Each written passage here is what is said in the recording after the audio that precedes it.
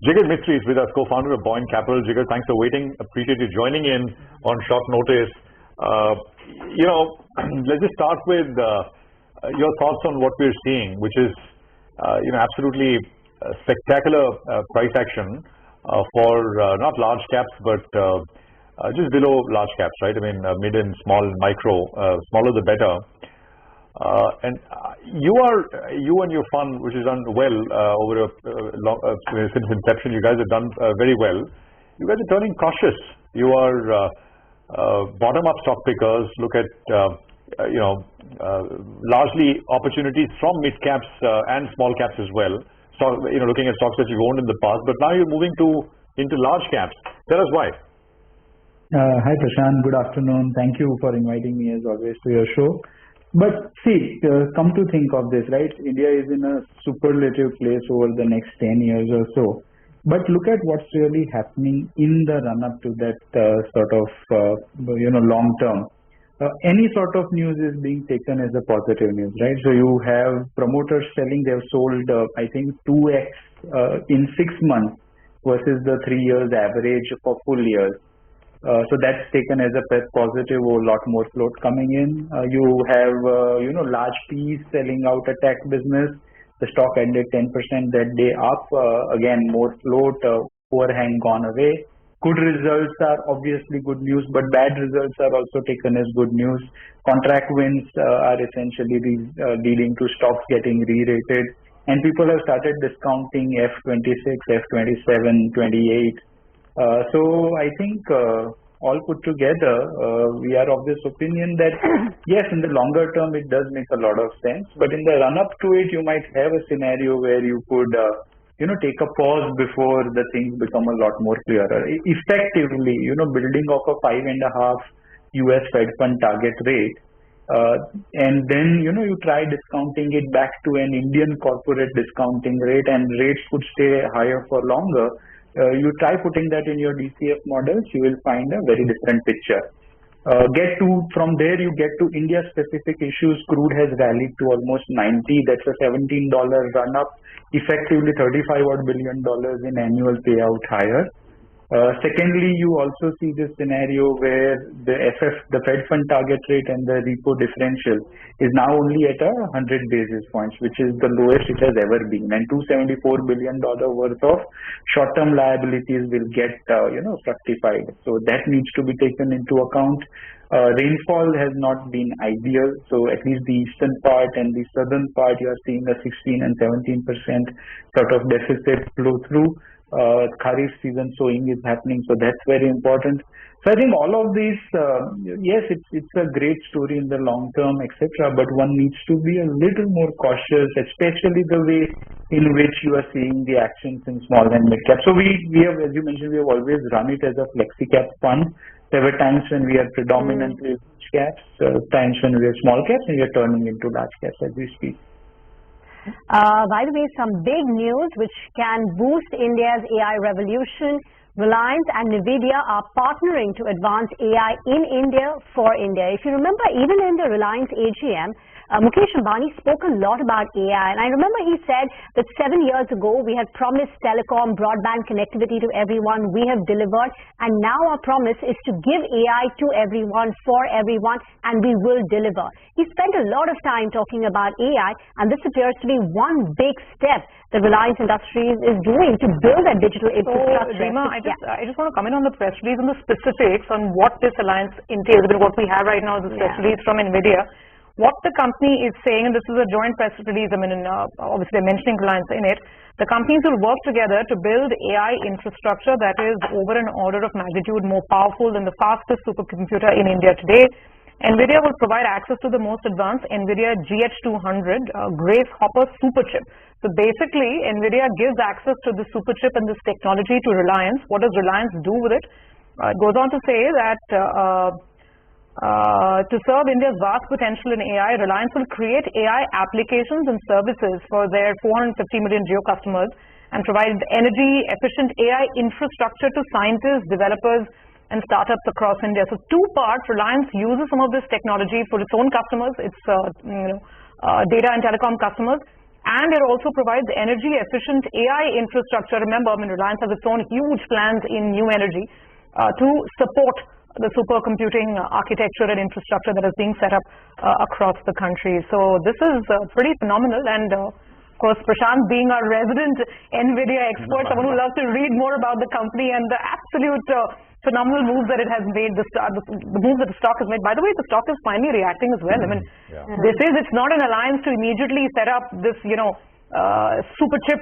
by Reliance just yet, but it's an alliance to partner and move forward, taking AI in all its formats. I mean, in telecom and in data, in new energy, and in so many other verticals. I think this is being read really positively by the market. And there's great demand for NVIDIA chips, and that's why NVIDIA is wants to be in this country. $1 trillion market cap, Surabhi. Trillion, with a T. And so this is interesting the way. So ChatGPT is a large language model, right? Bard is a large language model. So what the press release says is that they want to develop India's own foundational large language model based on our regional languages, the diverse languages. So I think, by doing that, they're trying to use all India's, regional data so that you can cater to everyone. The reason you need NVIDIA chips to do this is because they're high processing. They can process it, they can compute it. They were largely developed for gaming, and now a very high processing power. I actually, when I first saw it, I thought it's like for chip design and stuff. That would have been exactly that would have been absolutely phenomenal. This is, I guess, a start, and that's what's coming through. 0.75% higher Reliance. I mean, not that the market needed any help, but it's a bit of a push coming through on from Reliance as well. 19,800 is what we have now. Okay, Jigar has been waiting by. Jigar, wanted to get your thoughts on one stock that you've consistently been holding in the IT pack, and that's Cyient. Now, Cyient has done very, very well. Year to date, Cyient has given you a rally of 120%. Yet, despite that, it's still much cheaper than peers like an L&T Technology, a KPIT, Tata Elxsi, which largely operate in that whole ER&D basket. The question is, do you see more upside in Cyient from here on? Are the valuations okay still? How do you view Cyient after the kind of rally that we've already seen? Right. So I think, it is still an interesting business model, and when we bought it, I think it was at the peak of the COVID scare. That's when we actually increased the position a lot more there.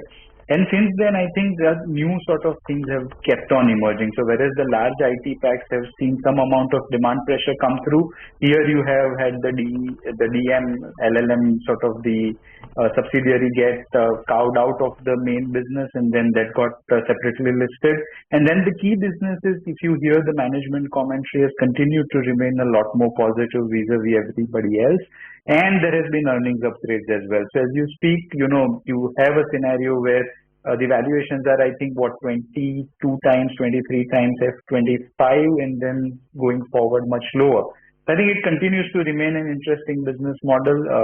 Viral tracks it from our team. But we continue to own that as we speak.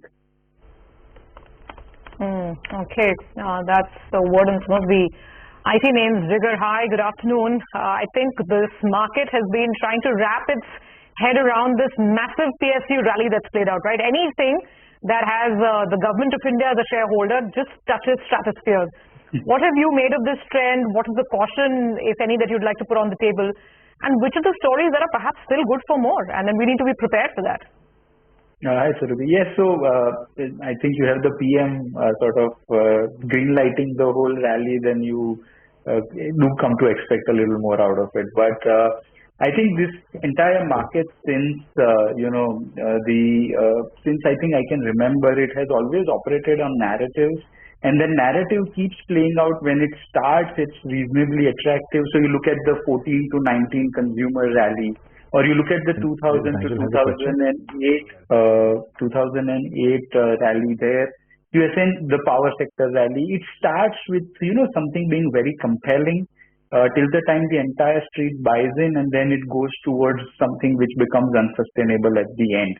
A lot of sort of PSU businesses, given the orders that they are getting, the railway capex, the sort of entire ecosystem around railway capex, that's done fairly well. The banking system, I think overall, PSU or otherwise, is still a very interesting lot to sort of keep looking at it. And I think there eventually will come a time when it becomes a lot more unsustainable. But right now, a lot of businesses, especially in the financial space, are very interesting to look at.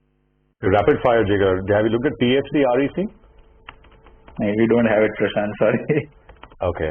You like MFIs, right, within the financial stack? Yes. So MFIs are interesting because there's a cycle over a cycle. So financials itself is a cycle. Within that, MFIs are a lot more constricted cycles. So that timing is still reasonably decent. So that's the space we are interested in. Yes. Okay. Now, mid-cap IT we kind of briefly touched upon with Cyan there. You own hotel names, Jigar? Not in a big way, Prashant. So that's an interesting theme, and ARRs will keep rising. The smaller, the better, basically. We have some exposure there, but not very meaningful. So if you had to rank the preference right now in terms of sectors, subsectors, just list them out, the top 3 or 4 areas, pockets. So financials are very interesting. Pharma generics are very interesting. Cement is one sector that we are very happy with. Hotels is interesting. And I think let's not forget cash also increasingly gets very interesting by the day. Okay, all right, Jigar, thanks so much for stopping by and giving us a view on a whole host of stocks as well as sectors. Wishing you a good Friday evening ahead. But the markets, well, they're parting. They're already up and about.